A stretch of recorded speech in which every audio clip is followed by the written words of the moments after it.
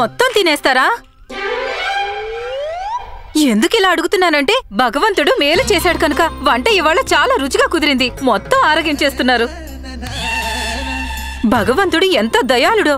భక్తుల మొర వెంటనే వినేస్తాడు. అందుకే మా కలలో చెప్పాడు, మీ తల మీద కొబ్బరికాయ పడలేదు. స్వప్నాల్లో ఎలాంటివి చూడాలంటే పెద్ద బండరాయి వారి నెత్తి మీద పడి వారిని పచ్చడి చేసేయాలి. మొత్తం వినండి గురువు గారు. వీడంటున్నది ఏమిటంటే ఆ యమదూతైనా దేవదూతైనా మిమ్మల్ని ఏమీ చేయలేడు కదా అని. ఇప్పుడే వెళ్ళి మీకు చేతులు కడుక్కునేందుకు నీళ్లు తెస్తాను.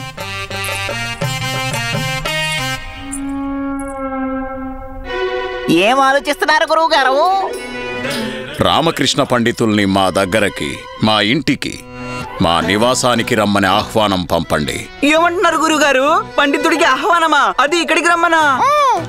కాలం శిష్యులారా, కాలానికున్న మహిమ అది. అది మిత్రుల్ని శత్రువులుగా, శత్రువుల్ని మిత్రులుగా చేస్తుంది. ఎవరైతే కాలాన్ని సరిగ్గా ఉపయోగిస్తారో వాళ్లనే అంటారు బుద్ధిమంతులు అని. మహారాజు రామకృష్ణకి ఏ పనప్పజెప్పారు? గురుగారు, యనమండుగురు మూర్ఖుల్ని వెతకమన్నారు. రాజగురువులం కనుక పండితుడికి సహాయం చేసే కర్తవ్యం మాకు ఉంది కదా. ఒకటేరా మూర్ఖుల్ని పట్టి మేం కూడా అతని జోలిలో వేయొచ్చు కదా.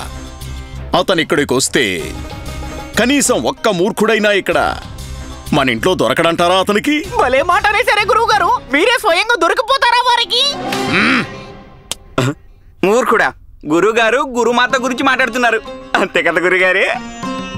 భలే పట్టేశావే. పండితుడి ఇక్కడికి వస్తే మా ఆవిడ అతని ముందు ఏదో చేసి తన మూర్ఖత్వాన్ని బయట పెట్టుకుంటుంది. అప్పుడు రామకృష్ణకు మొదటి వ్యక్తి దొరికినట్టే. ఒకవేళ ఆవిడలా చేయలేదంటే అది మేం చేయిస్తాం. అప్పుడు మా ఆవిడ ఆ రామకృష్ణకు బందీ. ఇక మాకు లభిస్తుంది శాశ్వతంగా ఈ మూర్ఖురాలు నుంచి విముక్తి. మీరు హాయిగా భోజనం చేయండి గురువు గారు. తినండి, కుమ్మేయండి. చూసావామని మన గురువు గారు ఎంతటి దుష్టుడో, దిగజారిన మనిషో. తన భార్యని ఇలా వదిలించుకోవాలని చూస్తున్నాడు దుర్మార్గుడు. ఈ రకంగా మూర్ఖత్వం అనే అపరాధానికి విజయనగర వాసులందరినీ బందీకానాలో వేయాలి. వాళ్ళంతా ఈ దుర్మార్గుడిని నమ్ముతున్నారు. అంతకంటే మూర్ఖత్వం ఇంకే ఉంటుంది? అది నిజమే. ఏది నిజం గురువు గారు? మా సూక్ష్మ బుద్ధిని ప్రశంసిస్తున్నారుగా మీరిద్దరు.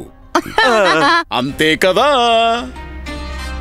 వెళ్ళండి, వెళ్ళి రామకృష్ణ పండితుడిని మా తరపున ఆహ్వానించండి. తమ చిత్తం గురుగారు. పండిత రామకృష్ణ, ఇప్పుడొస్తుంది ఆనందం.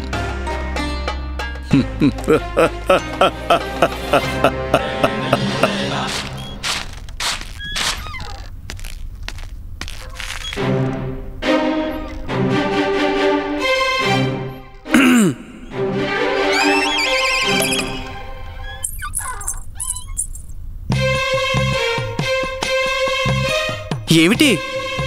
నన్ను తిన్నగా ఇంట్లోకి రానివరా? రాజదర్బార్లో ఏం జరిగిందో చెప్తాను కదా. ఏం జరుగుతుంది? అంతా మంచే జరుగుతుంది. కేవలం మంచేనా? అసలు దర్బార్ ఏర్పాటు చేసిందే నా కోసం అనుకోండి.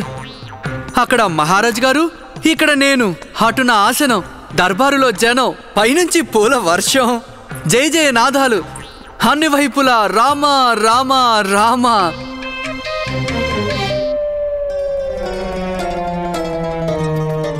ఏమైంది?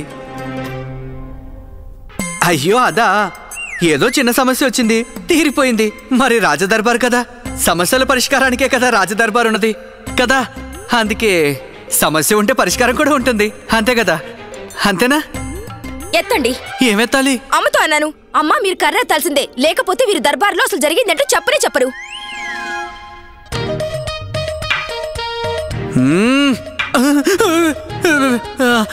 అమ్మా, గిన్నెలు ఏముంది? బాగా ఆకలిగా ఉంది, తినొచ్చా? సరే అయితే చెప్తాను వినండి ఏమైందో రాజదర్బార్లో. అసలు రాజదర్బార్లో ఏమైందంటే,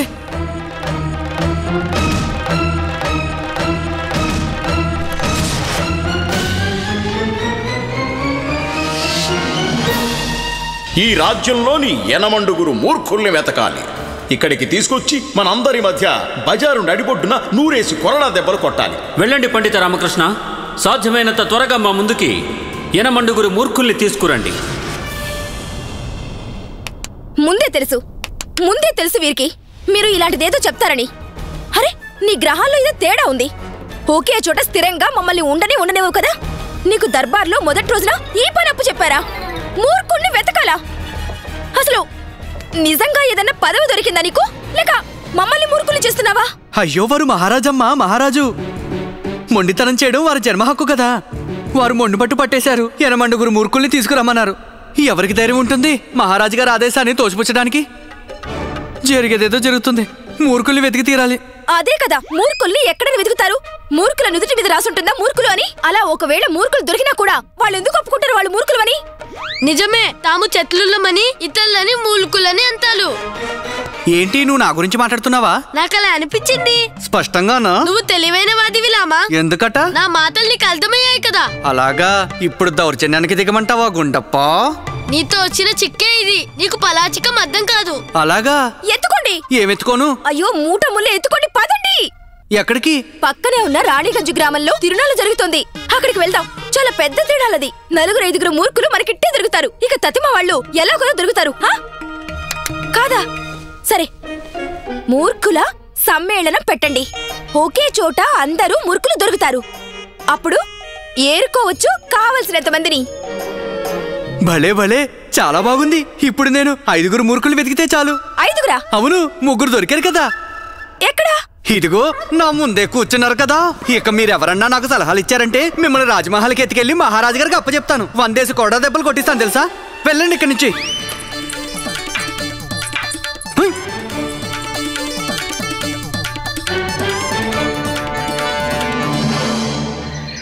నాకసలు అర్థం కావడం లేదు. ఈ మూర్ఖుల్ని వెతికే బాధ్యత నీకు కదా ఇచ్చారు. అదే సలహాదారు మహాశైలు కదా ఇచ్చారు. మీరు నన్ను వెంట తీసుకుని తిరుగుతున్నారు ఎందుకా అని. భలే, ఇప్పుడు నేను 7 మూర్ఖుల్ని వెతికితే చాలు. ఎందుకు? ఒకరు నాతోనే ఉన్నారు కదా. మీరంటున్నది నా గురించా? కాకపోతే ఏమిటి, ఇలా మూర్ఖంగా ప్రశ్నలు వేస్తే నేను అలాగే అర్థం చేసుకోవాలి. నగరంలో నేను ఎవరైనా వెతకాలంటే తీసుకెళ్లాల్సింది కోత్వాల్నా లేక రాజనత్తకి సౌదామినినా? అది కాదు, తమాషా ఏదో నవ్వడానికి. ఇందులో నవ్వడానికి ఏముంది గనక? ఏమీ లేదు కదా. మరి ఎందుకా నవ్వు? ఏదో నవ్వొస్తే నవ్వాను. ఏ విషయానికి? నా మూర్ఖత్వం తలుచుకుని. మంచిది. తమ మూర్ఖత్వానికి నవ్వటం బుద్ధిమంతుల మొదటి లక్షణం. కాబట్టి మీరు మూర్ఖులు కాదులేండి. పదండి, రండి.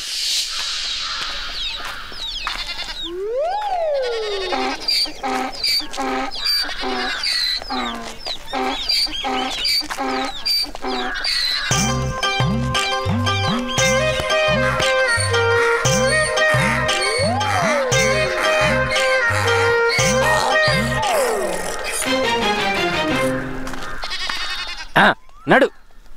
అరే, ఎలా ఉన్నారు మహాశయ? బాగున్నాను. మీరెవరు? నేను రామకృష్ణ పండితుణ్ణి, మహారాజు శ్రీకృష్ణదేవరాయల దర్బారులో విశిష్ట సలహాదారుణ్ణి. ఇక వీరు నగర కోత్వాల్ గారు. అరే, గాబరా చెందాల్సిన అవసరం లేదు. ఏదో మేము నడుచుకుంటూ ఈ దిశగా వస్తున్నాం గనక మిమ్మల్ని చూసి పలకరించి కాలక్షేపం చేద్దామనిపించింది నాకు. ఒక విషయం చెప్పండి మహాశయ. మీరు గాడిద మీద కూర్చున్నారు కదా, మరి మూటను ఎత్తి మీద పెట్టుకున్నారే? మహాశయ, మా గాడిద ముసల్దైపోయింది, బలహీనంగా కూడా ఉంది. ఎప్పుడూ దీని మీద ఎక్కువ భారం నేను మోపను. అందుకే దాని భారం తగ్గించడానికి నేను మూటల్ని తలకెత్తుకున్నాను. పాపం దీనికోసం ఈ మాత్రం చేయలేనా? అదీగాక పోయిన జన్మలో రుణం ఈ జన్మలో తీర్చుకోవాలి కదా. రుణమా? రుణమేంటయ్యా? ఈ గాడిద పోయిన జన్మలో మా తండ్రి గారే. అలాగా? ఓ, అయితే మహాశయ, ఇంతకీ మీకెలా తెలుసు ఈ గాడిద గత జన్మలో మీ తండ్రి గారని? మా తండ్రి గారు నన్ను ఎప్పుడూ అనేవారు, గాడిద కొడక, చూస్తుంటే నీ బరువు మరు జన్మలో కూడా నేనే మోస్తానేమో అని. ఆ తర్వాత మా తండ్రి గారు కాలం చేశాక ఇది పుట్టింది. ఇది అప్పటి నుంచి ఇప్పటిదాకా నా భారం వస్తూనే ఉంది. ఇప్పుడు మీరే చెప్పండి, ఇది మరణించిన మా తండ్రి కాక ఇంకెవరై ఉంటారు? నిజమేనయ్యా, నిజమే. నువ్వు గాడిద కొడుకువే. మీరు ఒక పని చేయండి మహాశయ. వచ్చే ఆదివారం సాయంత్రం మీరు రాజమహల్కి ఒకసారి రాకూడదు? మహారాజు గారికి పరిచయం చేస్తాను. అలాగే మీకు బహుమతులు కానుకలు ఇప్పిస్తాను. నేనా? రాజమహల్ కా? అవును. రాజుగారికి పరిచయం చేస్తారా? తప్పకుండా. బహుమతులు ఇప్పిస్తారా? తప్పకుండా ఇప్పిస్తాను. నేను ఖచ్చితంగా వస్తాను. ఆదివారం రాజమహల్కి తప్పకుండా వస్తాను. రావడం మర్చిపోద్దు మహాశయ. మర్చిపోను, తప్పక వస్తాను. మీకు ఒక్కడైతే దొరికాడు, మరి మిగతా వాళ్ళు? ఇక మిగతా వాళ్ళని వెతకడమే. పదండి. నడు. చెప్తున్నది ఏంటంటే పదండి మహాశయ, రండి వెళ్దాం.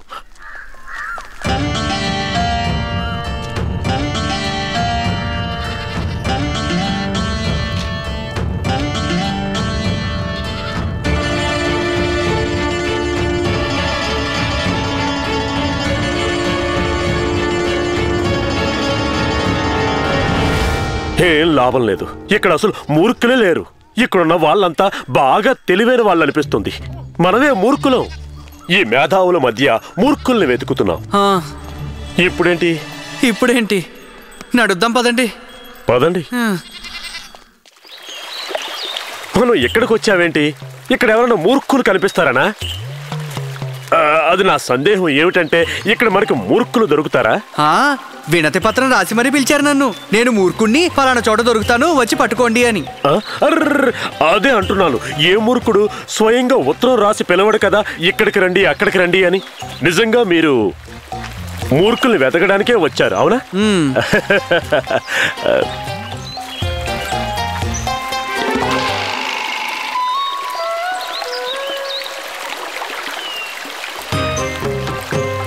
అరే వీడేంటి ఇలా నిల్చున్నాడు? కదలకు కూడా లేదు. బతికే ఉన్నాడా లేక చచ్చిపోయాడా? రండి అతన్ని అడుగుదాం. అడిగితే చెప్తాడు కదా తను బతుకున్నాడు లేక అది తన శవమో. అదే కదా, కానీ ప్రాణం పోయి ఉంటే ఎలా నిల్చుంటాడు? శవాలు నిల్చుంటాయి ఏంటి? ప్రాణం ఉండే ఉంటుంది. ఎందుకు ఎక్కిరిస్తున్నారు? మరి పదండి. పదండి.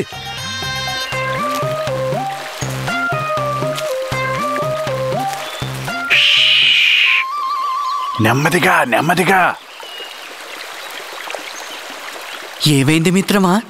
ఇలా మీరు ఏటి మధ్య నిల్చున్నారేమిటి? పగ తీర్చుకోవాలని నేను ఇలా నిల్చున్నాను. ఎవరి మీద? ముందులే ఓ చేప నన్ను కొరికి పారిపోయింది. అప్పుడు తొందరలో ఉన్నాను, దాన్ని ఏం చేయలేకపోయాను. ఇప్పుడు వచ్చాను పగ సాధించాలని. వదిలేదు లేదు. శబ్దం చేయకండి, లేదంటే తప్పించుకుపోద్ది. సరే గాని ఓ విషయం చెప్పండి. మీరెలా గుర్తుపడతారు మీరు పగ తీర్చుకోవాలనుకుంటున్న చేప ఈ చేపేనని? మిమ్మల్ని కొరికింది ఇదేనంటారా? ఆ చేపకి తెలిసి ఉంటుంది కదా. ఇంకా ఏమైనా అడగాలా? ఏం లేదులే, అర్థమైంది. అయినా అడిగేస్తాను. నా ప్రశ్న ఏంటంటే మీరు మీ పగ ఎలా తీర్చుకుంటారు? అదే ఆ చేప మీ చేతి చిక్కాక. చిక్కిందంటే నీళ్ళలో ముంచి ముంచి చంపేస్తారు.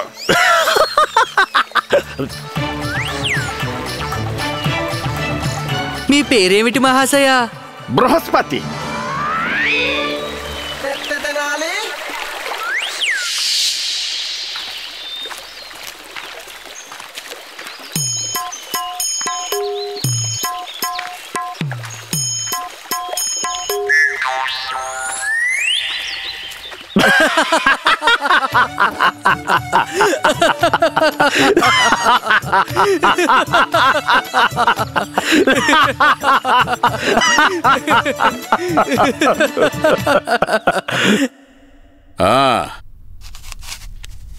ఏమయ్యాడా పండితుడు?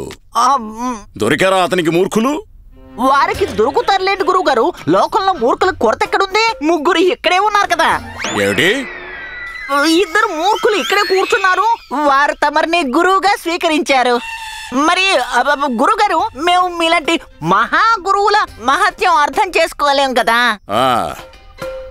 అయితే మూడో మూర్ఖుడు తమరే గురుగారు. అదే మా వంటి మూర్ఖుల్ని మీ శిష్యులుగా భావిస్తున్నారు కదా. ఎవరు పట్టించుకుంటారు మా వంటి తెలివి లేని బుద్ధి లేని మూర్ఖుల్ని? చెప్పండి. అలాగా, అదా నువ్వన్నది. అయితే సరే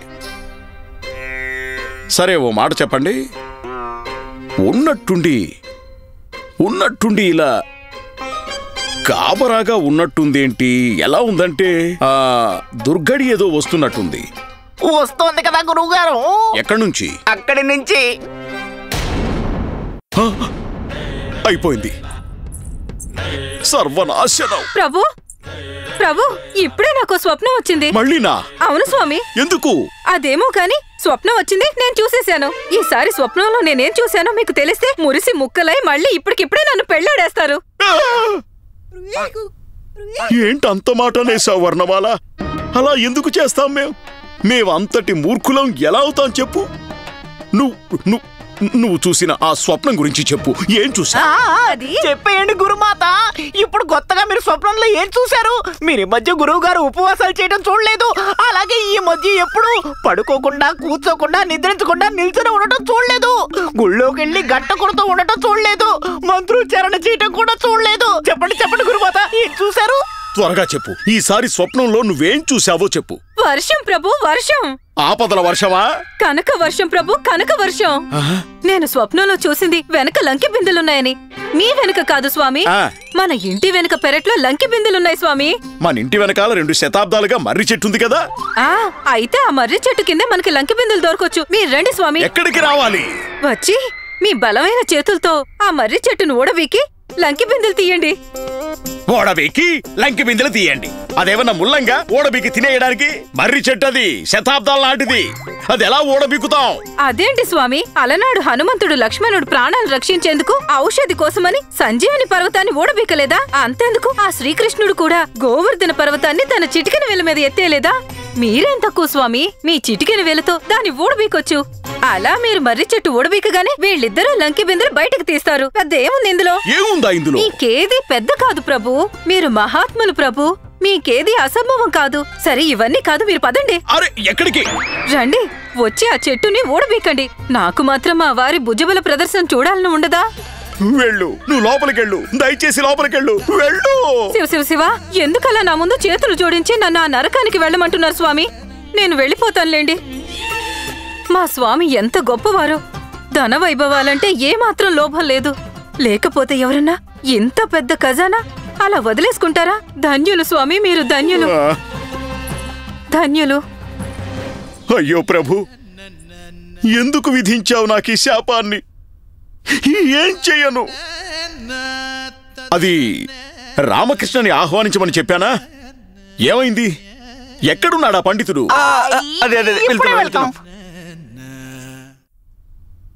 లామా, ఎంతసేపు ఎదురు చూడాలి? ఏమైంది? నేను నీకు చెప్పాలి, ఈ మొత్తం ఇంటిలో నాకంత తెలివైన వాళ్ళు మళ్ళెవరూ లేరు. అవునా? అదేలా? నువ్వు అన్నావుగా నేను వల్లమాల కంతత్తా పత్తాలని. నేను పత్తిసాను. గుక్క తిప్పకుండా చెప్పగలను. నిజమా? ఇందులో ఏముంది లామా, మా బల్లో లెక్కల్లో అన్ని ప్రశ్నలకి సమాధానం చెప్పేయగలను. ఇప్పుడైనా ఒప్పుకుంటావా? నేను తెలివైన వాదిని, మూలుకుద్దుని కాదు. అవును గుండప్ప, ఒప్పుకుంటాను. సాలదా, నా పని అయిపోయింది. ఇప్పుడు నీ వంతు సాలదా. ఎత్తుకోండి. ఏమెత్తుకోను? ఒక్కొక్క కూరగాయ ఎత్తి చూడండి, అన్ని తాజాగా బాగున్నాయి. నేను స్వయంగా అక్కడ ఏరి తీసుకొచ్చాను. బాగా బేరవాడి తీసుకొచ్చాను. కూరలబ్బాయి ఆశ్చర్యచకితులయ్యాడు. ఏమన్నాడు తెలుసా? ఇంత బుద్ధి తెలివి ఉన్న గృహిణిని అతను ఇంతవరకు చూడలేదట. విను, అంత చక్కగా బేరవాడారు కదా.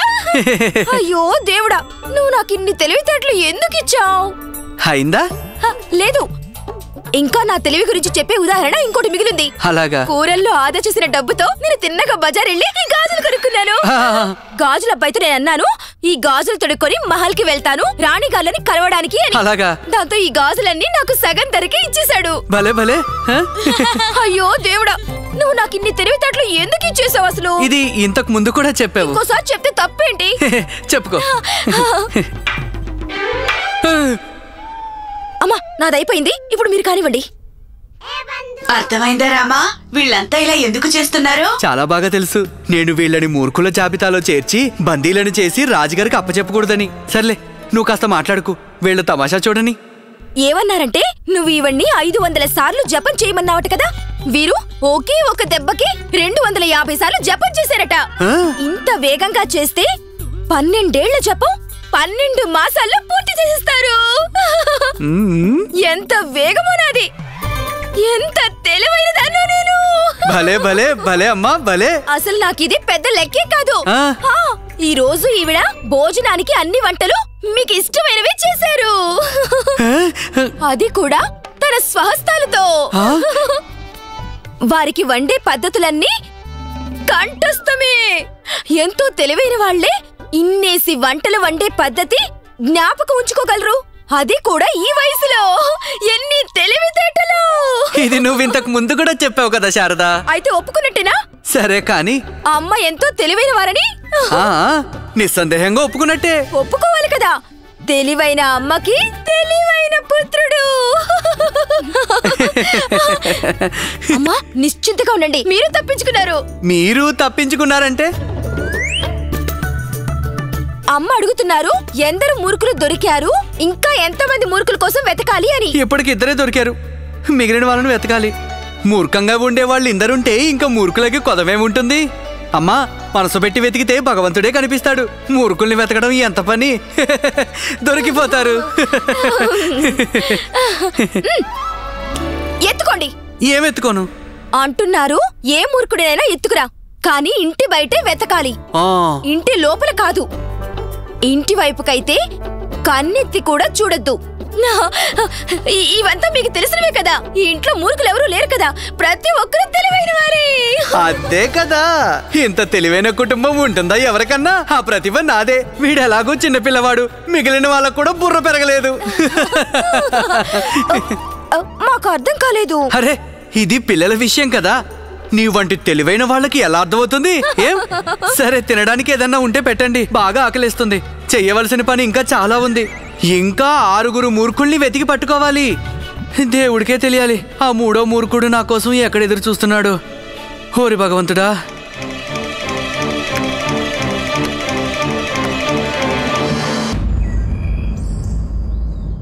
ఇలా మూర్ఖుల్ని కాకుండా బుద్ధిబలం ఉన్న వాళ్ళని వెతకాల్సి వస్తే మీ పని క్షణంలో అయిపోయేది. అదేలా? అరే మేలేమా, ఇంకా మా సిబ్బంది అంతా తెలివైన అధికారులు, ఎంతో తీక్షణంగా ఆలోచించేవారు. ఇంకా సిపాయిల మాట అడగనే వద్దు. అందరిని మించి నేనున్నాను. బుద్ధిబలానికి నేనే ఒక సంకేతం. ఎంతటి వారైనా సరే మేము కారాగారానికి పంపించాం. ఎవరిపైన ఒకసారి మా దృష్టి పడిందంటే, అంటే ప్రతిసారి నేను మాత్రమే కాదు, ఒక్కొక్కసారి అవతల వాళ్ళు కూడా ఉంటారు కదా, వాళ్ళేమో మమ్మల్ని మూర్ఖుల్ని చేసి మా చేతుల్లోంచి జారిపోతూ ఉంటారు. ఉదాహరణకి మీరు. ఎలాంటి మూర్ఖ పుత్రునిచ్చాడా పైవాడు?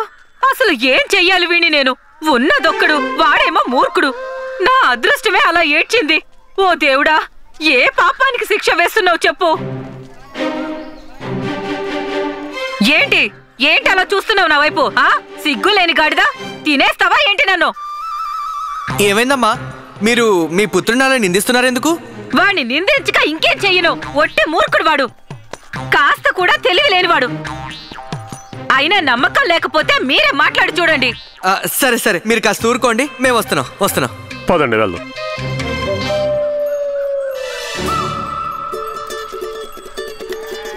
ఏం చిన్నారి మిత్రుడా, ఇది చెప్పు, 1 1 ఎంత అవుతుంది? 11. లోకంలో స్వచ్ఛమైన భావం ఏమిటో చెప్పు. అసహ్యం. మన మహారాజు గారు ఎవరు? భగవంతుడు. చూసారుగా మీరు? ఈ మూర్ఖుడి మూర్ఖత్వానికి పరాకాష్ఠ చూసారా? ఈ బుద్ధిహీనుడికి ఈ మాత్రం కూడా తెలీదు. మన దేశానికి రాజు సాక్షాత్తు శ్రీకృష్ణదేవరాయలని. ఏం చేసుకొని ఇలాంటి మూర్ఖ సంతానాన్ని? ఇది చాలదన్నట్టు నిన్న వీడి మూర్ఖత్వం ఏకంగా హద్దులు దాటిపోయింది. బాబు, కాస్త మంచినీళ్లు తెచ్చివ్వు అన్నాను. వాడు వచ్చేలోపు నాకు నిద్ర పట్టింది. ఇక ఈ మూర్ఖుడు రాత్రంతా నా తల దగ్గర మంచినీళ్ల చెంబుతోనే నిల్చున్నాడు. అమ్మా, మీరు వచ్చే ఆదివారం మీ పుత్రుని తీసుకుని రాజమహల్కి రాగలరా? రాజమహల్ కా? అలా ఎందుకు? ఒకవేళ మహారాజు గారిని చూస్తే వీడి భవిష్యత్తు బాగుపడొచ్చు. మహారాజును దర్శించే అవకాశం వస్తే ఎవరు వదులుకుంటారు? మేం తప్పకుండా వస్తాం. ధన్యవాదాలమ్మా.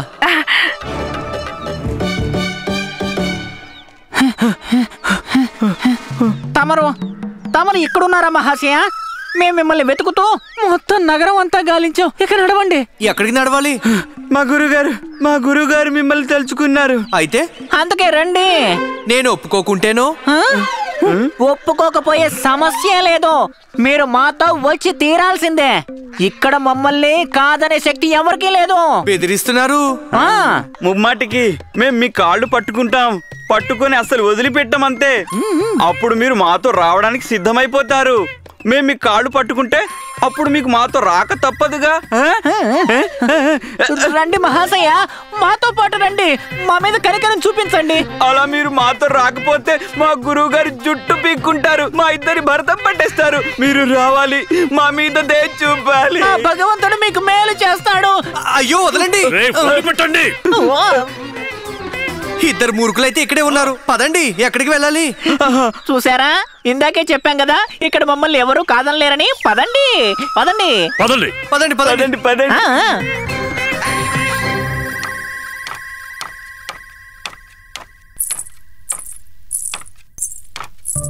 ప్రియా,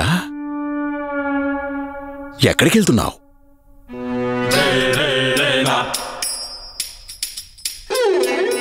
ఏమైంది? ఏమైందంటే మాట్లాడవేంటి? మీరు నన్ను ప్రియా అన్నారా? అన్నాను. సాక్షాత్తు మావారు నా దేవుడు నన్ను ప్రియా అన్నారా?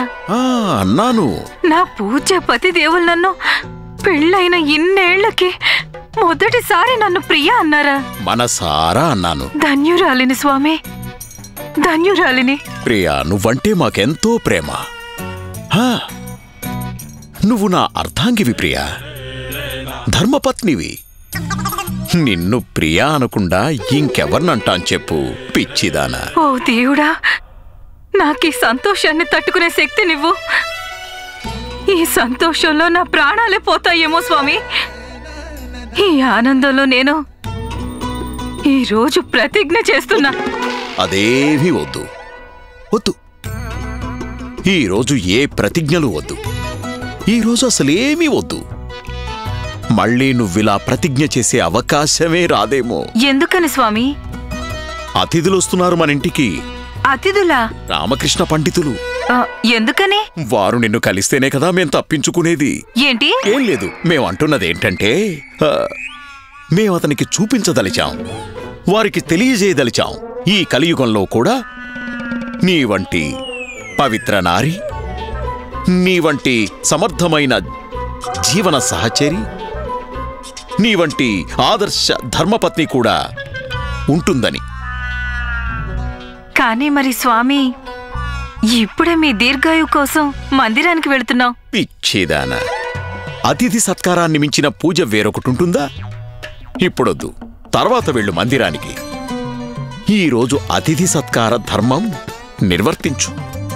లోపలికెళ్ళు, వెళ్ళి అల్పాహార ఏర్పాట్లు చూడు. వెళ్ళు.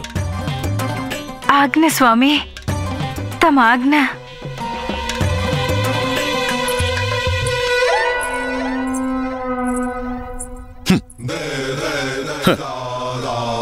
ఇంకొన్నాళ్లేలే నీ గోల. ఆ తర్వాత నువ్వెవరు, మేమెవరము? మేమెప్పుడు రెక్కలు టపటపలాడిస్తూ పైకెగిరే పక్షులం. టపటపటపటపటపటపటపటపటపటప.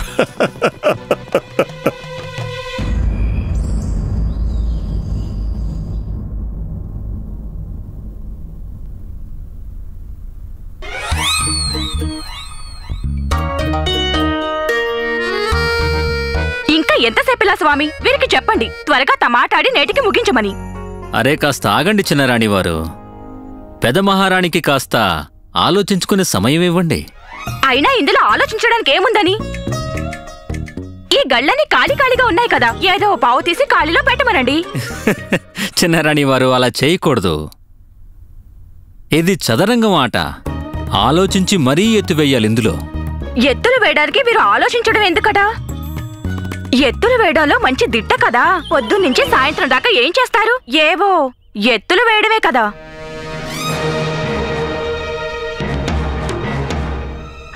మహారాజా, ఇంకా చాలండి ఇవన్నీ. మేం మీకోసం ప్రత్యేకమైన వంటకాలు చేయించాం. కాకరకాయ హల్వా, ధనియాల కూర. వంటకాలు ఏం చేశారు? కాకరకాయ హల్వా ఇంకా ధనియాల కూర. పైగా అరటి తొక్కలతో మురబ్బా చేయించామే. అది మీరు తిన్నారంటే లొట్టలేస్తూ కూర్చుంటారు. సరే, మేం వెళ్ళి ఇప్పుడే అన్ని సిద్ధం చేసేస్తాం. కానీ మేము తిరిగి వచ్చేసరికి ఆట పూర్తి అవ్వాలి, అంతే.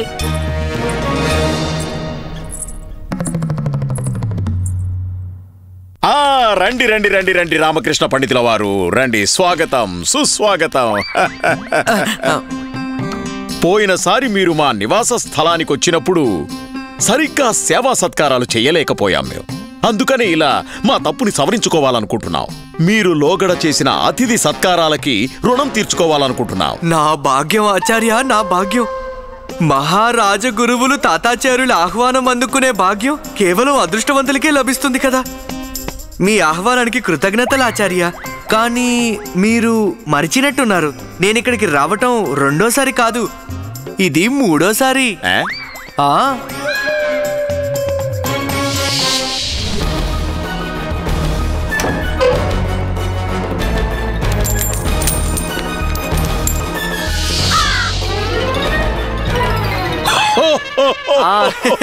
అప్పటి మాట అంటున్నారా మీరు? అప్పుడు మీరు మా డబ్బంతా దోపిడీ చేయించారు, మా ఇంట్లో దొంగతనాలు చేయించారు మల్లు దేవుడి చేత.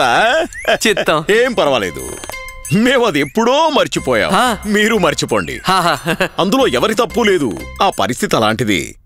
అసలు విషయం ఏమిటంటే నిజానికి మనం ఒకరినొకరం అర్థం చేసుకోలేదు. లేదంటే అంత దుర్మార్గులు కారు మీరు. వీడి దుర్మార్గాన్ని నరకంలో కూర్చున్న చిత్రగుప్తుడు కూడా గణించలేడేమో.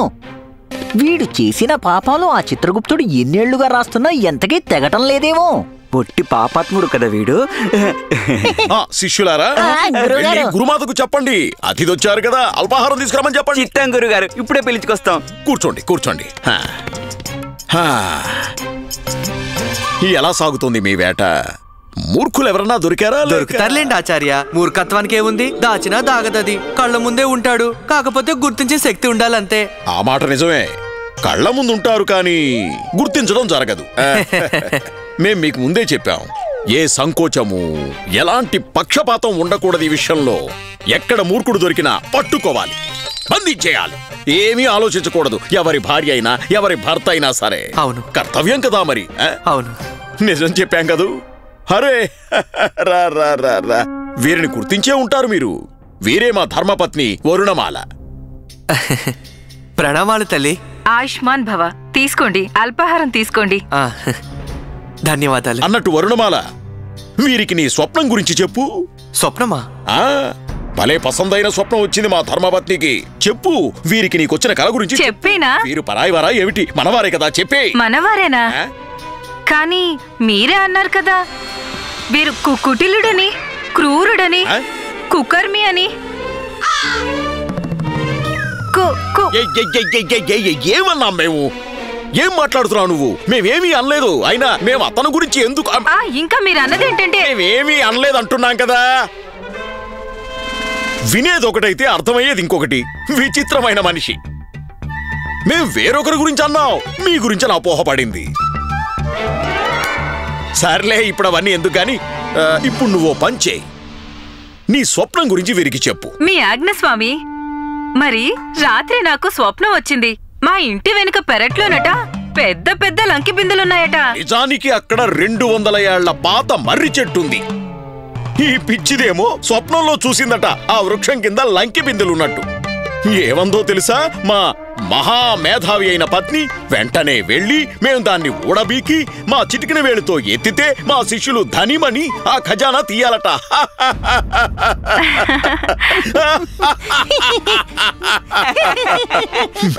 మీరే చెప్పండి, ఇలాంటి మూర్ఖపు వాగుడు మీరు ఎక్కడన్నా విన్నారా లోగడా? మేం దీని పిచ్చి వాగుడు విన్నప్పటి నుంచి నవ్వలేక చచ్చిపోతున్నాం.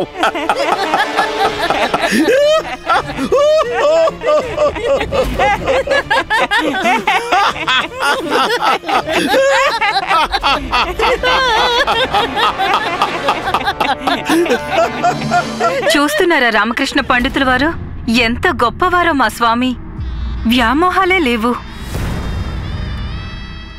ధనం, ఐశ్వర్యం, వైభవం, దేని పట్ల ఎలాంటి ఆశలు, ఎలాంటి మోహం లేవు. కేవలం తమ భక్తిలో లీనమైన ఓ పవిత్రమైన ఆత్మ.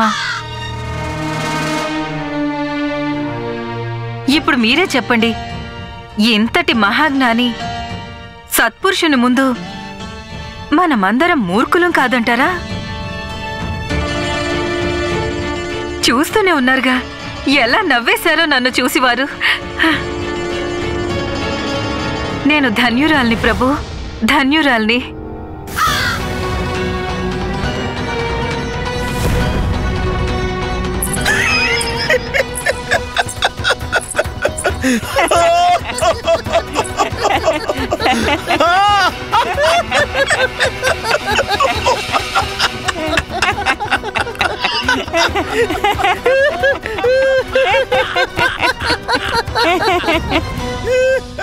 ఇందులో నవ్వవలసింది ఏముంది ఆచార్య? బహుశా మీకు మీ ధర్మపత్నిలో మూర్ఖత్వం కనిపిస్తుండొచ్చు, కానీ నాకు కనిపిస్తున్నది వారికి మీ పట్ల ఉన్న ఎనలేని ప్రేమ, శ్రద్ధ, అంకితభావం మాత్రమే ఆచార్య. మీ పట్ల వారికి ఉన్న భక్తి, విశ్వాసాలని నేను మనస్ఫూర్తిగా ప్రశంసిస్తున్నాను ఆచార్య. వారు చూసిన స్వప్నం వెంటనే వచ్చి మీకు చెప్పేశారు, ఎందుకంటే వారికి నమ్మకం ఉంది తమ పతిదేవులు ఏ పనైనా చేయగలరని. మీరు ఏదైనా చేయగలరని వారు నమ్మారు ఆచార్య.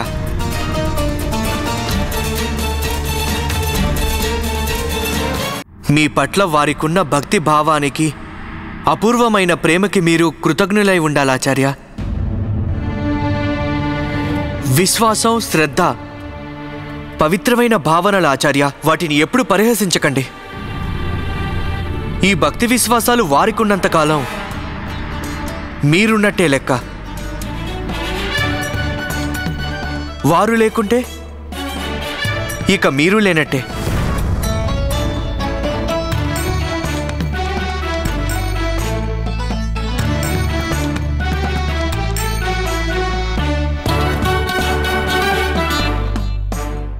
ఆజ్ఞ గురువు గారు.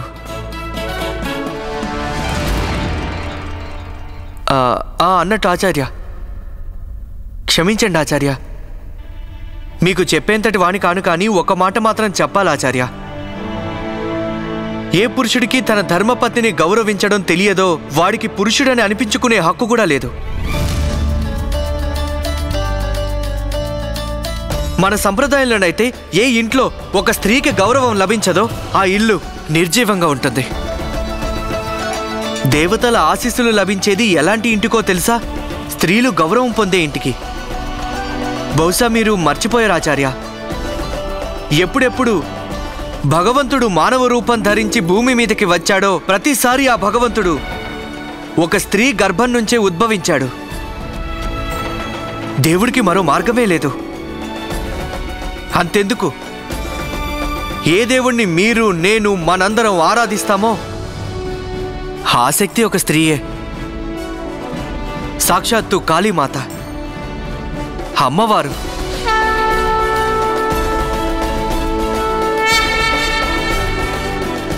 కనుక స్త్రీలని గౌరవించడం నేర్చుకోండి గురువర్య. మీ పాపాలన్నీ ప్రక్షాళనం అవుతాయి.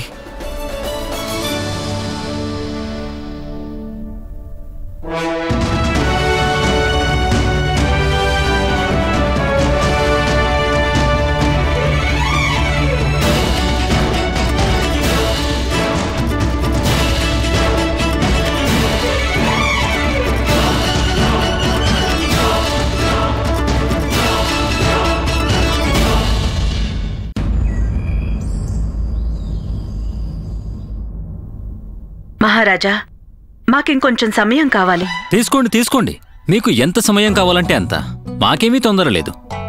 అదీగాక మాకిప్పుడు ఆకలి కూడా చచ్చిపోయినట్టుంది. అది మాకు అర్థమయ్యింది ప్రభు. మాకు అర్థం కాని విషయం ఏంటంటే అసలు మన రాజదర్బార్లో ఏం జరుగుతోంది అని. మీరు దేని గురించి ప్రస్తావిస్తున్నారో మాకు అర్థమైంది పెదరాణి గారు. పండిత రామకృష్ణను మూర్ఖుల్ని వెతకమని మేము ఆదేశించాం కదా, అది చేసుండకూడదనే కదా. బహుశా ఆ నిర్ణయం కొంతవరకు పిచ్చి పనిలా కూడా ఉంటుందేమో. కానీ మమ్మల్ని ఏం చేయమంటారు చెప్పండి? రాజమహల్లోని మూర్ఖులు మా మనసుని ఎంతో అస్తవ్యస్తం చేసేశారు. ఇక మేము ఆగ్రహించి ఆ ఆదేశాన్ని జారీ చేశాం. ఇప్పుడు ఆదేశించాం కనుక చేయాల్సిందే. మహారాజులం కదా, దాన్ని వెనక్కి తీసుకోకూడదు. ఆదేశం ఇచ్చారు సరే, పైగా మీరు రామకృష్ణకి ఆ పని పూర్తి చేయటంలో పూర్తి స్వేచ్ఛనిచ్చేశారు. ఆ స్వేచ్ఛని వినియోగించి వారు ఎక్కడి నుంచైనా ఎవరో మూర్ఖుల్ని తీసుకురావచ్చు. ఏం చెప్పాలనుకుంటున్నారు మీరు? మేము చెప్పాలనుకున్నది ఒక్కటే స్వామి. మీ రామకృష్ణ పని పూర్తయ్యేంత వరకు మన మహల్లోని కొందరు వ్యక్తులు వారి దృష్టిలో పడకుండా చూసుకోవాలి. అనుకోకుండా వారు మూర్ఖుల జాబితాల్లో రామకృష్ణ చేతిల్లో బందీలైపోతారేమో అంతే. ఎవరి గురించి మాట్లాడుతున్నారు మీరు? అయ్యో, మా గురించే. అసలు మేము అన్నదేంటో మీరు విన్నారా? అంతగా వినాల్సిన అవసరం ఏముందని? మీకు మా గురించి చాడీలు చెప్పడం తప్ప ఇంకో పనుంటుందా? ఆ దేవుడు మమ్మల్ని వీరికన్నా అందంతో బుద్ధితో ఆకర్షణీయంగా పుట్టించాడు. ఇందులో మేం చేసిన తప్పేముంది? మీకు మేం సలహా ఇవ్వొచ్చా? ఇవ్వండి, ఇవ్వండి, సలహా ఇవ్వండి. కొందరు వ్యక్తుల్ని కొన్నాళ్ల పాటు రామకృష్ణ దృష్టిలో పడకుండా చూసుకోండి. అతను ఎవ్వరిని వదిలిపెట్టడు. ఎక్కడ మూర్ఖులు కనిపించినా వెంటనే బంధించేస్తాడు. వాళ్ళు మహల్లో దాసులైనా లేక మహారాణి అయినా. మేమేమంటున్నావో మీకు అర్థమైంది కదా?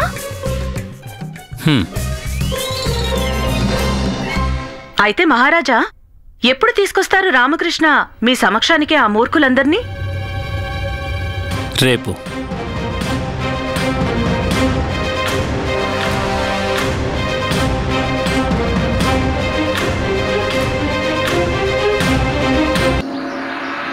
వీరే ఆ ముగ్గురు మహారాజా. వీరి తెలివితేటల గురించే మీకు నేను చెప్పింది. బృహస్పతి, చతురన్న, ఇంకా ఈ కుర్రాడు. నిస్సందేహంగా మీరు నాకిచ్చిన పనికి వీరే తగిన వారని నేను నిర్ణయానికి వచ్చాను. ఇప్పుడు ఈ సభలో ఉన్న మిగిలిన ఇద్దరు మహానుభావుల్ని మీకు నేను పరిచయం చేస్తాను. వీరిని చూడండి మహారాజా. వీరే మన... ఆగండి ఆగండి ఆగండి ఆగండి. తమర్ని ఎనమండుగురు మూర్ఖుల్ని తెమ్మని ఆదేశించారు.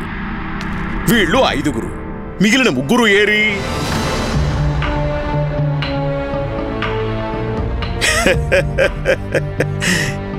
ఈ సలహాదారు మహాశయుని లెక్క సరిగ్గా లేదు. లేదా మిగిలిన 3 మూర్ఖుల్ని వెతకడంలో పూర్తిగా విఫలమయ్యారు మీరు. లేదా ఇంకొందరు మూర్ఖులు మీకు కనిపించినా సరే. అర్థమైందిగా? మీరు చూసి ఉన్నా కావాలనే మీరు వదిలేశారు. కారణం ఏమిటంటే బహుశా మీ సంస్కారం అందుకు అనుమతించలేదేమో. ఎందుకు? ఒకవేళ మీ కర్తవ్యాన్ని మీరు సంస్కారానికి బలి చెయ్యలేదు కదా సలహాదారు మహాశయ? లేదాచార్య, అది నిజం కాదు. అలాంటిది జరగలేదు. నేను మహారాజు గారి ఆదేశాన్ని తూచా తప్పకుండా పాటించాను. మొత్తం ఎనమండగురిని గుర్తించాను నేను. అయితే మిగిలిన వాళ్ళు ఎక్కడున్నారట చెప్పండి. ఆగండి ఆచార్య, ఆగండి. వారిని కూడా ఇప్పుడే ఇక్కడే మీకు పరిచయం చేస్తాను. మీరు నాకు కాస్త వ్యవధి ఇవ్వండి. ఈలోగా మిగిలిన ఈ 2 మహాశయులు పరిచయం పూర్తి కానివ్వండి. పండిత రామకృష్ణ, మీరు కానివ్వండి. త్వరగా ఈ విషయాన్ని పూర్తి చేయండి. చిత్తం మహారాజా. ఇక వీరే మన 4వ అభ్యర్థి చరణ్ దాసు. వీరు తమకున్న జిజ్ఞాసతో బుద్ధిబలం యొక్క కొలమానాన్ని తలకిందులు చేసేశారు మహారాజా.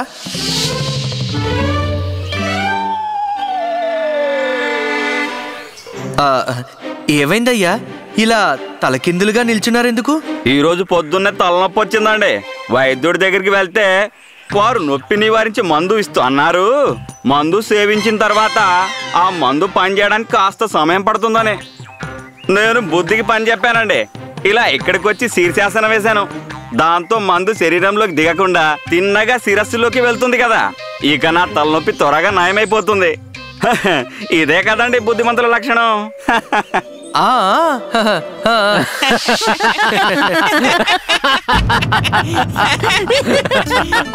ఇప్పుడు వీరు మన 5వ అభ్యర్థి ప్రకాశం. వీరు తమ బుద్ధి తీక్షణతతో దేవుణ్ణే చిత్తు చేశాడు మహారాజా. దేవుణ్ణే మూర్ఖుని చేశాడు. వీరి గురించి నేను కాదు, వీరే స్వయంగా మీకు చెబుతారు.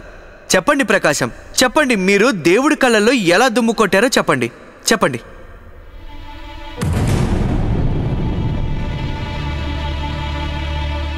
అరే, సందేహించకండి మిత్రమా. మీ చాతుర్యం గురించి అందరికీ చెప్పండి.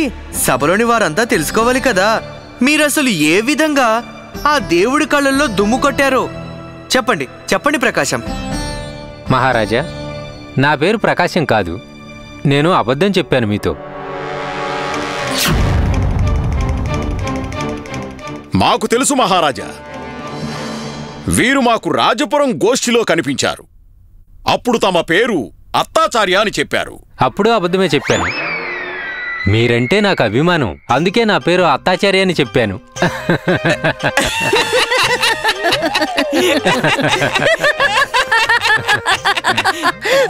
మహారాజా, మాకు వీరి అసలు పేరు తెలుసు. వీరి నిజమైన పేరు సూర్యారావు. అప్పుడు చెప్పింది కూడా అబద్ధమే.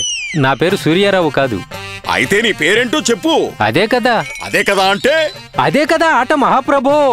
విషయం ఏంటంటే బాల్యంలో మా నాన్నమ్మ చెప్పింది, పైన జీవితంలో తప్పొప్పుల చిట్టా చిత్రగుప్తుడు రాస్తాడని, మన పేరుతో సహా రాస్తాడని. అప్పుడు నేను నా బుద్ధికి పని చెప్పాను, ఓ నిర్ణయం తీసుకున్నాను, నా అసలు పేరు ఎవ్వరికీ చెప్పకూడదని.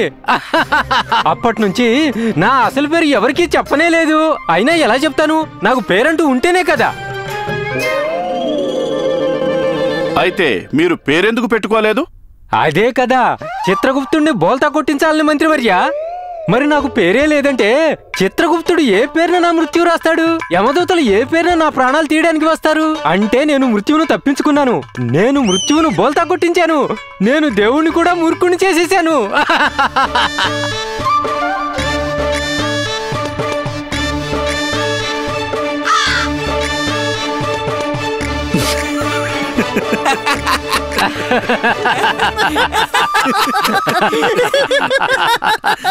ఇలా చూడండి మహారాజా, ఇదే మూర్ఖత్వానికి పరాకాష్ఠ. వీరే ఆ మూర్ఖాగ్రేసులు. వీరి కారణంగానే మన విజయనగరానికి మూర్ఖుల రాజ్యం అని పేరొచ్చింది. ఇక మేము మూర్ఖ నగరానికి రాజగురువులం. వీరిని శిక్షించండి మహారాజా, కొరడా దెబ్బలు కొట్టించండి. లోకానికి చాటి చెప్పండి ఒక చారిత్రక ఉదాహరణ. ఇక ముందు మన రాజ్యంలో ఎవ్వరూ కూడా మూర్ఖంగా ఆలోచించడానికి ముందు 100 సార్లు ఆలోచించాలి.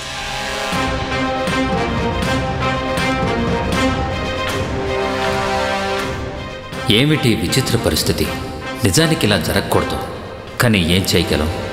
ఆదేశించింది మేమే కదా. మేము దాన్ని వెనక్కి తీసుకోలేం. ఒకవేళ రామకృష్ణ ఏదైనా చేస్తే బాగుండు. గురువుగారు చెప్పింది నిజం మహారాజా, ముమ్మాటికి అది నిజం. వీరందరికీ శిక్ష తప్పక లభించవలసిందే. వీరందరూ నిజంగా శిక్షార్హులే. మనం చెయ్యాల్సింది ఏంటంటే క్షణం ఆలస్యం లేకుండా వీరిని ఇప్పుడే ఇక్కడే శిక్షించాలి మహారాజా.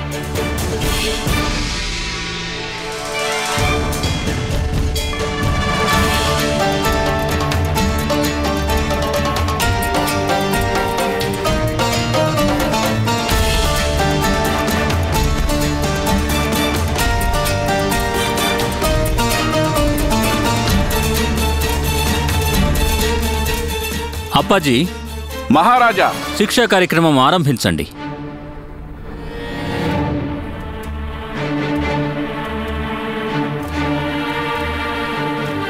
తలారిని పిలిపించండి.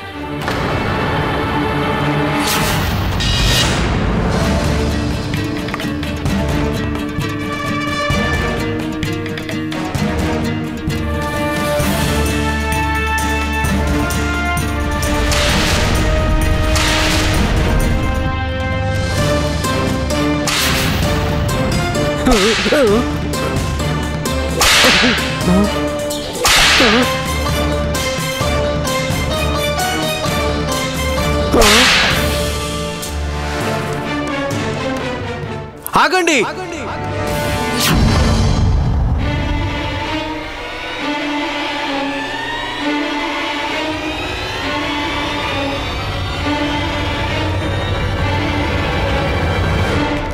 ఈ ప్రక్రియ అసంపూర్ణం అవుతుందనుకుంటాను మహారాజా. ఇలా మహారాజు గారి ఆదేశానుసారం ఇక్కడ మొత్తం 8 మూర్ఖులు ఉండాలి కదా. కేవలం 5 మూర్ఖులకే శిక్ష వేస్తే అది మీ ఆదేశాన్ని అవమానించినట్టు కదా. శిక్ష పడితే మొత్తం 100 మూర్ఖులకి పడాలి, లేదంటే ఈ శిక్షలో ఔచిత్యం ఉండదు మహారాజా. అయితే చెప్పొచ్చు కదా, చెప్పండి. ఎక్కడున్నారు ఆ 3 మూర్ఖులు? ప్రవేశపెట్టండి వెంటనే. వాళ్ళని కూడా ఇక్కడ నిలబెట్టండి. మిగిలిన 3 మూర్ఖులు కూడా ఇక్కడే ఈ దర్బారులోనే ఉన్నారు మహారాజా. వాళ్ళని ఒక్కొక్కరుగా మీ ముందుకు ప్రవేశపెడతాను. అలా మిగిలిన మూర్ఖుల్లో ఒక మూర్ఖుడు స్వయంగా నేనే మహారాజా.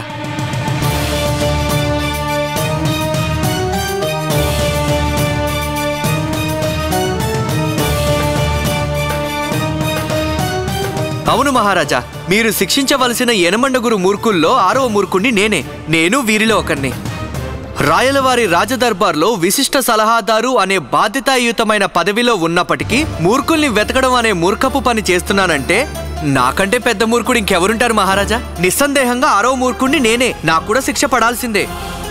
అయితే 7వ మూర్ఖుడు?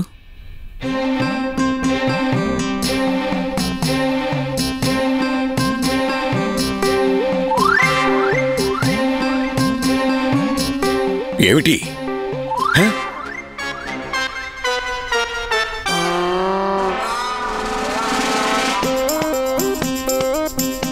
ఎవరు? మా శిష్యులు ధనిమణిలా? మిగిలిన ఇద్దరూ వీళ్ళ? రాజగురువు తాతాచార్యుల శిష్యులు నీకు మూర్ఖుల్లా కనిపిస్తున్నారా? దానికి అర్థం తెలిసే మాట్లాడుతున్నావా? వీళ్ళని మూర్ఖులు అన్నావంటే అర్థం మేము మూర్ఖులమనేగా. మిమ్మల్నే అంటున్నాను గురువర్యా.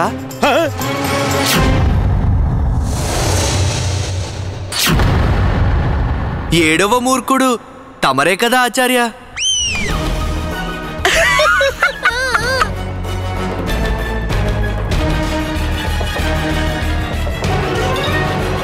చూస్తున్నారా మహారాజా? ఇతను మమ్మల్ని మూర్ఖుడు అంటున్నాడు. మమ్మల్ని, సుప్రసిద్ధ పండితుడు తాతాచార్యుల్ని, రాజగురువు కులగురువు తాతాచార్యుల్నే మూర్ఖుడంటున్నాడు మహారాజా. ఇతను సమస్త శాస్త్ర వేద పురాణాలు కంఠస్థం చేసిన విద్వాంసుడు, మహాపండితుడు తాతాచార్యునే మూర్ఖుడంటున్నాడు మహారాజా. రాజగురువు వంటి ప్రతిష్టాత్మకమైన అత్యున్నత పదవిలో ఉండి కూడా ఇలాంటి మూర్ఖపు పనిని మీరు సమర్థించారు ఆచార్య.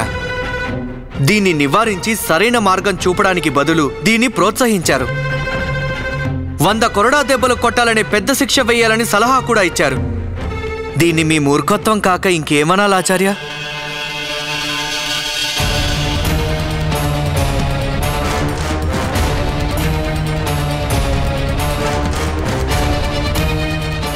పండిత రామకృష్ణ, మాకు తెలుసుకోవాలని ఆతృతగా ఉంది. అష్టమ మూర్ఖుడు ఎవరు?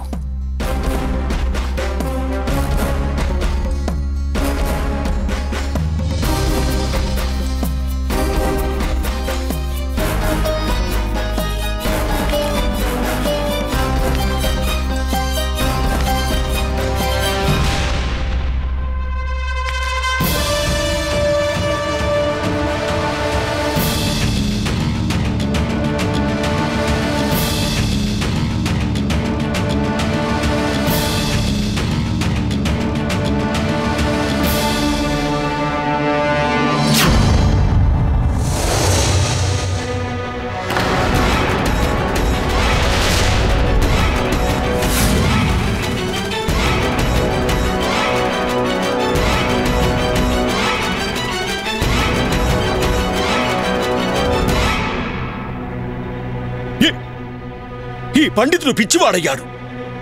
పిచ్చి పరాకాష్ఠకి చేరింది.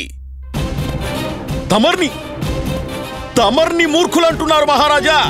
మహాబలి సామ్రాట్టు కృష్ణదేవరాయల వారిని మూర్ఖులంటున్నాడు ఈ నికృష్ట పండితుడు అని మీరంటున్నారు ఆచార్య. మేమెప్పుడన్నావు? ఇప్పుడేగా మీరు మహారాజును మూర్ఖులు అన్నారు. ఆ మాట నువ్వన్నావని మేమన్నావు. నేనెప్పుడన్నాను? ఇప్పుడే కదా అన్నావు. ఏమన్నాను? అనలేదు, కానీ అనాలనే అనుకున్నావు కదా మహారాజు మూర్ఖులని. నేను అలా అనలేదు ఆచార్య. నేను కేవలం మహారాజు గారి ప్రశ్నలకి జవాబిచ్చాను. నువ్వన్న దానికి అర్థం ఏమిటి? మహారాజు మూర్ఖులనేగా. అయ్యో, మీరు 4గోసారి మహారాజు గారిని మూర్ఖులన్నారు మహాప్రభు. పండిత రామకృష్ణ, బహుశా మీరు మర్చినట్టున్నారు ఎవరి సమక్షంలో నిల్చొని ఎవరి గురించి మీరు మాట్లాడుతున్నారో.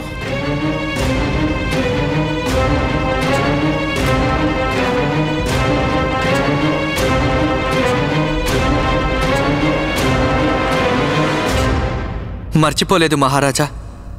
అన్నీ తెలుసు నేను ఎక్కడున్నాను, ఎవరి సమక్షంలో ఉన్నాను. నేను మా అన్నదాత మహాబలి సామ్రాట్ మహారాజు గారు శ్రీకృష్ణదేవరాయలు వారి సమక్షంలో ఉన్నాను. నేను పొగరుగా ప్రవర్తిస్తున్నానని మీరు అనుకోవచ్చు మహారాజా. అమిత బుద్ధిబలం ఉన్న రాజు మహారాజు శ్రీ రాయల వారికి సత్యానికి గర్వానికి గల అంతరం తెలుసు. మీరు నాకు శిక్ష వేయాలంటే వేయొచ్చు మహారాజా. మీరే శిక్ష వేసినా ఆనందంగా స్వీకరిస్తాను మహారాజా. కానీ ఒక విషయం మీరు స్పష్టం చెయ్యండి. ఒకవేళ ఎవరికైనా బుద్ధిబలం తక్కువగా ఉంటే అందులో వారు చేసిన దోషం ఏముంది మహారాజా?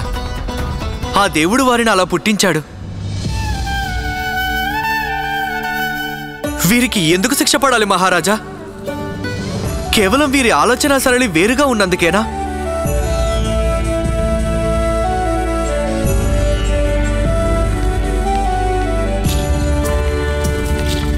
ఈ పిల్లాన్ని ఒకటి ఏమవుతుందని అడిగాను. ఇతను 11 అన్నాడు. అది తప్పెందుకైంది మహారాజా? ఇతని దృష్టికోణం వేరు, అంతే కదా. 2 ఒకట్లు కలిస్తే మనం 2 అంటాం కదా. ఇతను 11 అని చెప్పాడు. ఇతని నేను ప్రశ్నించాను, అసలు స్వచ్ఛమైన భావం ఏది అని. ఇతను అసహ్యం అని చెప్పాడు. ఇంతకన్నా నిర్మలమైన జవాబు వేరొకటి ఉంటుందా మహారాజా?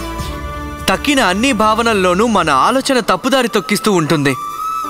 కేవలం అసహ్యం అన్న ఒక్క భావనలోనే ఎంతో స్వచ్ఛమైన రూపంలో కేవలం మన అహంకారం కనిపిస్తుంది మహారాజా.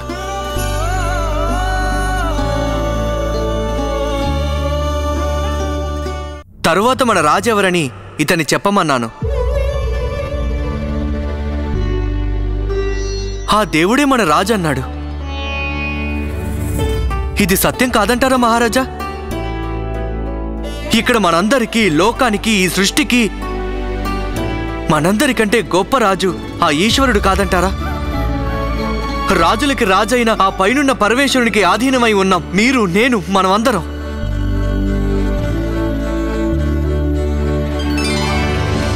ఈ పిల్లవాడు మొత్తం రాత్రంతా మంచినీళ్ల చెంబుతో వాళ్ళమ్మ తల దగ్గరే నిల్చునున్నాడు. వాళ్ళమ్మతో సహా అందరికీ మూర్ఖత్వమే అనిపించింది అది. కానీ వాస్తవానికి అదతని మూర్ఖత్వమా? చెప్పు, నువ్వు రాత్రంతా మంచినీళ్ల చెంబుతో ఎందుకలా నిల్చున్నావు? అమ్మ దాహంతోనే నిద్రపోయింది. తను దాహంతో ఉంది కనుక తనకి మెలకువ వస్తే నేనక్కడ కనిపించను. మరి రాత్రంతా తనకి దాహంగానే ఉంటుంది కదా.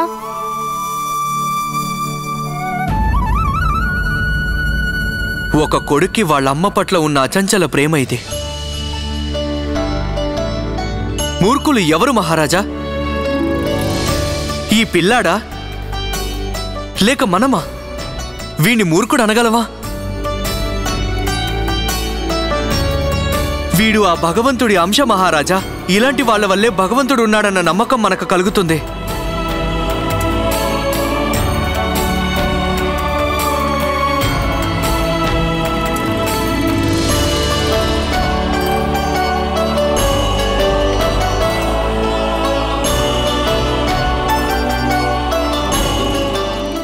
వీరికున్నదే అవిద్య మహారాజా. నిజానికి మనకన్నా ఎక్కువ గౌరవాన్ని పొందవలసిన వారు. ఎందుకంటే వీరు ఎవరిని వంచలేరు, ఎవరికి ఏ హాని తలపెట్టలేరు. ఎవరికైనా కీడు చేయాలన్న తలంపు కూడా వీరికి రానే రాదు మహారాజా. ఆ పనులన్నీ మన వంటి బుద్ధిబలం ఉన్నవారివి. మనం ఆలోచించి మరీ వంచన తలపెడుతుంటాం, దగా చేస్తుంటాం, విశ్వాసఘాతకంగా ఉంటాం. మీరు వీరికివ్వవలసింది శిక్ష కాదు మహారాజా, శిక్షణ.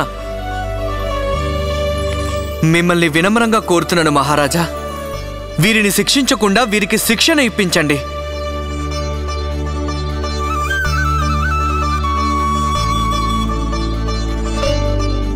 ఇప్పుడు ఇంతకు మించి ఇంకేమీ లేదు. మరి మహారాజా, మీరు ఉచితం అనుకుంటే నాకు ఏ శిక్ష అయినా వేయండి.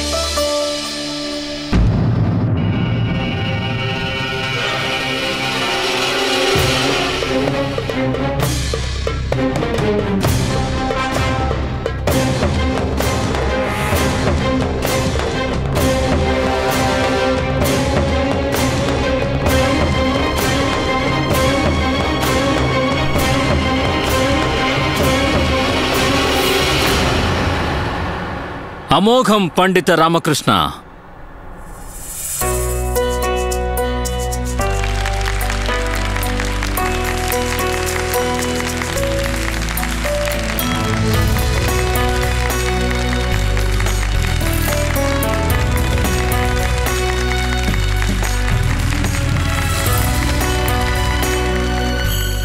అద్భుతం. ఈరోజు అతిథులు మన మహల్కి విచ్చేసి ఉన్నారు. వీరిని సాదర సత్కారాలతో వెంటనే విడుదల చేస్తున్నాం. వీరిక్కడికి వచ్చిన పరిస్థితుల్ని చూసి ఎంతగానో మేం చింతిస్తున్నాం, సిగ్గుపడుతున్నాం. అప్పాజీ, మహారాజా, కాలయాపన లేకుండా మన రాజ్యంలో వయోజన విద్యాలయాలు స్థాపించాలి. అందరికీ ఉచితంగా విద్య నేర్పించాలి. మన విజయనగర సామ్రాజ్యంలో అధిక శాతం ప్రజలందరూ విద్య నేర్వాలి. రాజ్యంలోని ప్రజలెవ్వరూ కూడా ఎవ్వరూ నిరక్షరాస్యులుగా ఉండకూడదు. ఇక్కడున్న అతిథులందరికీ వెంటనే భారీగా కానుకలిప్పించండి. సగౌరవంగా వారిని తమ గమ్యాలకు పంపించండి. అలాగే మహారాజా.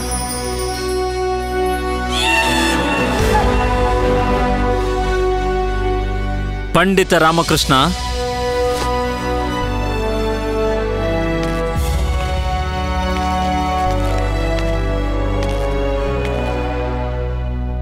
ఈ రాజ్యంలో మీ వంటి మేధావి మాకు సలహాదారుగా ఉండగా ఇక్కడ మూర్ఖత్వానికి స్థానం ఉండదు. మీరు మమ్మల్ని ఒక మూర్ఖ ప్రణాళిక నుంచి తప్పించారు రామకృష్ణ. అందుకు మేము సదా మీకు రుణపడి ఉంటాం. మాకు సదా గుర్తుండిపోతుంది, ఒకరోజు ఒకరు విజయనగర సామ్రాట్ కృష్ణదేవరాయల్ని అన్యాపదేశంగా మూర్ఖుడని అనేశారు.